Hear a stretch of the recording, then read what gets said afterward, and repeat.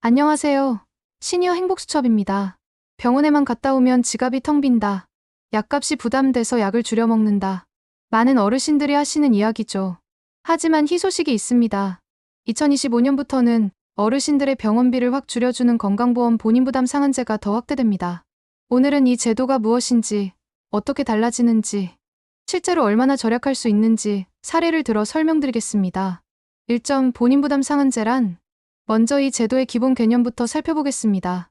건강보험 제도 안에서 환자가 병원비를 일정 금액까지만 부담하고 그 이상은 국가와 건강보험공단이 대신 내주는 제도입니다. 쉽게 말해 1년의 병원비가 아무리 많이 나와도 상한액 이상은 내지 않아도 됩니다. 예를 들어 상한액이 200만 원인 분이 있다고 가정해볼게요.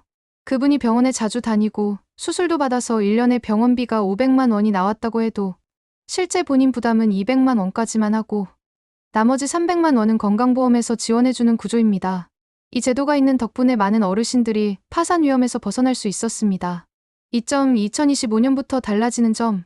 그럼 2025년에는 무엇이 바뀔까요? 소득 하위 계층 혜택 확대. 지금까지는 소득 하위 20% 30%만 큰 혜택을 받았는데 2025년부터는 소득 하위 50%까지 상한액 인하가 적용됩니다. 기존 200만 원 상한액 150만 원으로 낮아짐. 65세 이상 고령자 추가 지원. 노인층은 소득 기준과 상관없이 상한액을 더 낮춰 적용합니다. 즉, 같은 소득 구간이라도 65세 이상이면 상한액을 더 줄여줍니다. 환급 절차 간소화. 기존에는 병원비를 먼저 다 내고 나중에 공단에 신청해서 환급받는 방식이었죠. 2025년부터는 병원에서 계산할 때 자동으로 상한액만 내도록 차감됩니다. 즉, 내 돈으로 먼저 다 내고 몇 달 뒤 환급받는 불편이 사라진다는 겁니다. 3점 어떤 비용이 줄어드나? 많은 분들이 그럼 구체적으로 어디에 도움이 되나요? 라고 물어보십니다. 외래 진료비 고혈압 당뇨 심장질환 같은 만성질환 치료, 입원비 수술 재활 치료, 약값 장기 복용 약제, 비급여 일부 항목 제도 개편으로 일부 비급여도 지원 확대, 특히 만성질환이나 장기 입원이 필요한 어르신일수록 절감 효과가 큽니다. 4점 실제 절감 효과 사례. 실제 사례를 들어보겠습니다.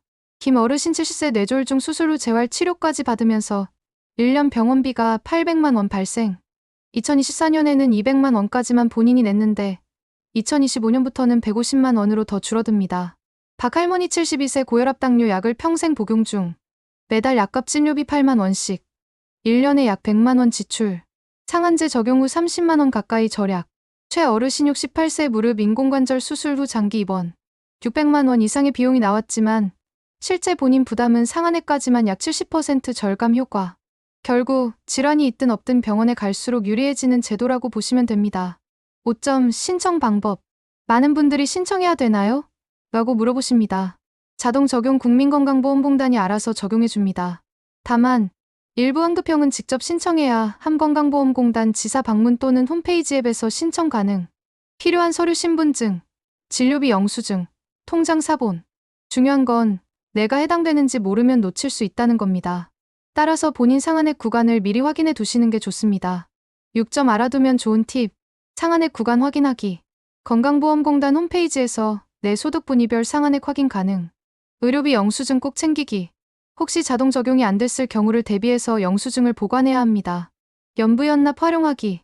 병원비가 한꺼번에 많이 나왔을 경우 공단에서 나눠낼 수 있는 제도가 있습니다. 7점 제도가 왜 중요한가? 대한민국은 세계에서 손꼽히는 고령화 국가입니다.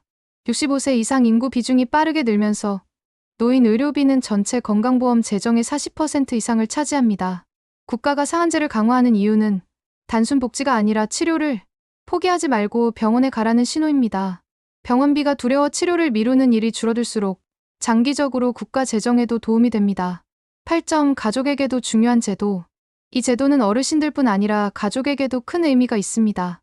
부모님 의료비 부담이 줄어들면 자녀의 경제적 부담도 완화. 장기 요양 환자의 경우 가족 간병 비용도 간접적으로 줄어듦. 부모님 건강 가족의 행복. 따라서 어르신뿐 아니라 자녀분들도 이 제도를 꼭 알아두셔야 합니다. 오늘은 2025년부터 달라지는 건강보험 본인부담 상한제를 살펴봤습니다. 소득 하위 50% 상한액 인하, 65세 이상 고령자 추가 혜택, 환급 방식 간소화 병원에서 자동 차감, 실제 절감 효과 연 수십만 원에서 수백만 원 절약 가능. 결론은 단순합니다. 병원비 때문에 치료를 미루지 않아도 된다. 이게 바로 2025년 개편의 핵심입니다. 혹시 부모님이 병원비 걱정 때문에 치료를 미루고 계신가요? 이 제도를 꼭 알려드리면 삶이 훨씬 편해지실 겁니다. 오늘 내용이 도움이 되셨다면 좋아요와 구독, 알림 설정 꼭 부탁드립니다. 저는 시니어 행복수첩이었습니다.